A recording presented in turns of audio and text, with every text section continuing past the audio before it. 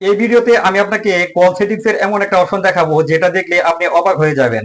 আপনার মোবাইলে সিম কার্ড চালু থাকবে এবং আপনি সবাইকে কল দিতে পারবেন, কিন্তু অন্য কেউ আপনাকে কল দিতে পারবে না। যখন কেউ আপনাকে কল দেওয়ার জন্য চেষ্টা করবে, তখন বলবে এই নাম্বারটি এই মুহূর্তে বন্ধ আছে, অথবা এই নাম্বারটি আর ব্যবহৃত হচ্ছে না।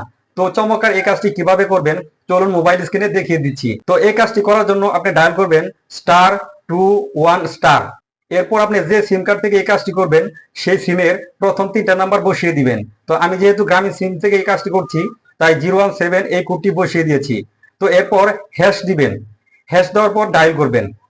এরপর দেখতে পাচ্ছেন call forwarding registration was successful, অর্থাৎ এখন আপনি সবাইকে কল দিতে পারবেন, কিন্তু অন্য কেউ আপনাকে কল দিতে পারবে না। তো আপনার প্রয়োজন শেষে এই অপশনটি বন্ধ করার জন্য ডায়াল করবেন #21#। এরপর দেখতে পাবেন call forwarding service has been disable, অর্থাৎ এখন আপনাকে সবাই কল দিতে পারবে।